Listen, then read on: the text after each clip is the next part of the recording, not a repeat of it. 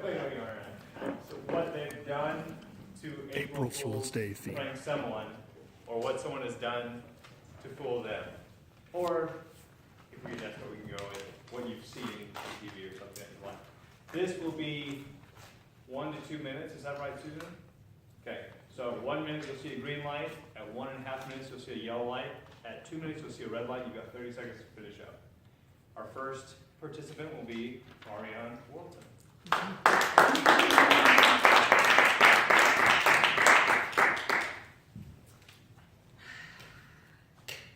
Was sleeping very peacefully in my bed. And I always have my husband Mike next to me. And when I woke up and looked to the right of me, I thought it was my friend's husband. And I'm like, wait, no. Looked again, that is my friend's husband. I'm like, what the? I'm like, Tom, idiot, what are you doing? And he's asleep, and he wakes up, he's like, what am I doing here? I'm like, you're so full of crap. And I'm like, Julie, which is my best friend, Michael, my husband, and they come in from the kitchen. And I'm like, Tom's acting like he's innocent in all of this, and I'm like, very funny. How did you get him in here? And they're like, we're not telling you. I'm like, did you drug him or something? And they let that be a mystery until I just found out like a year ago that he was totally in on it. And not only did I wake up to my friend's husband next to me, I'm like, thank heavens I was clothed properly. Like, I'm sure they would have dressed me if I wasn't.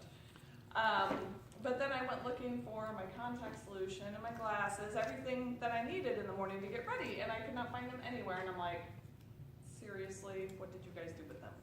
They're like, you might want to check the freezer. And I go, and all of my morning necessities are frozen in a block of ice. So, I am not very good at pulling pranks, but I do get pranks pulled on me sometimes. That's insane.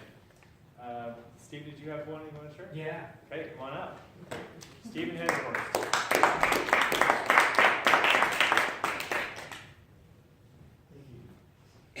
So, 8 is great. I remember a speech given by Carolyn. I'm from a family of 8. I am second to youngest. I have 6 sisters and 1 brother.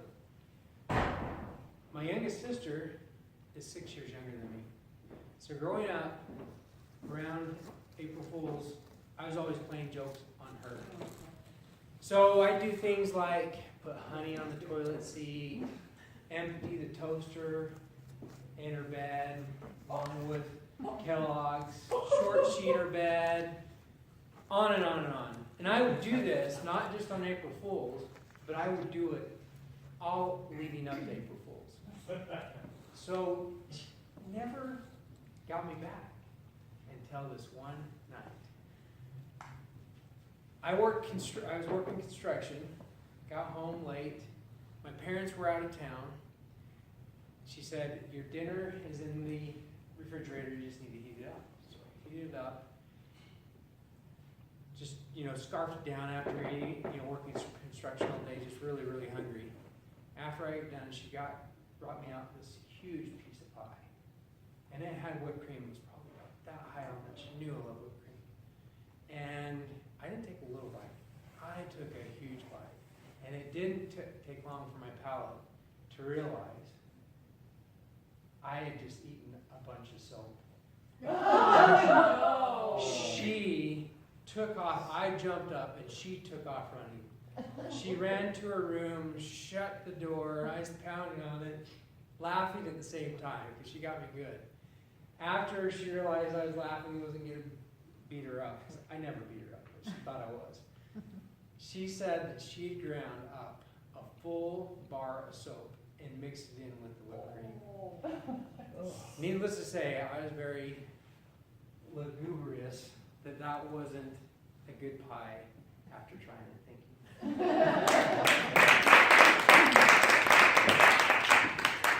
Anyone else like to participate? Carolyn.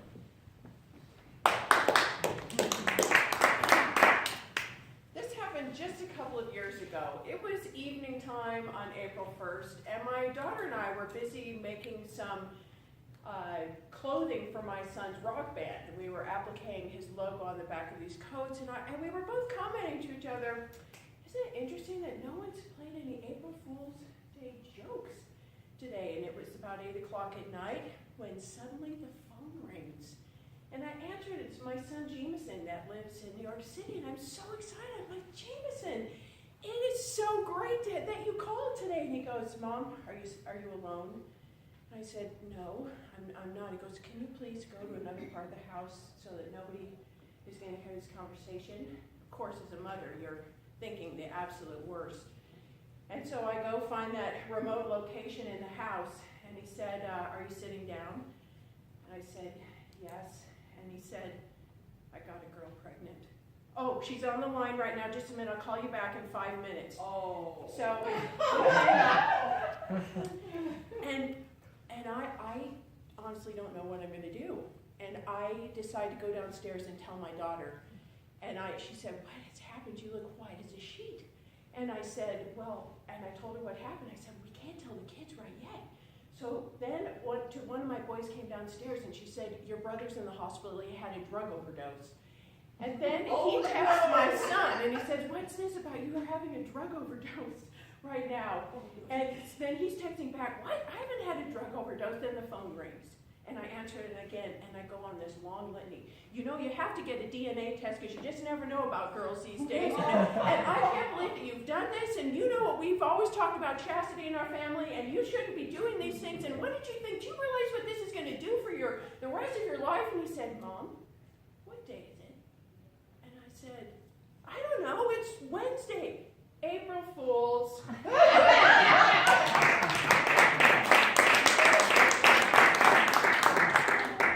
We might have time for one more. Does anyone else have one they want to sneak in there? If not, thanks so much for the participation. How's our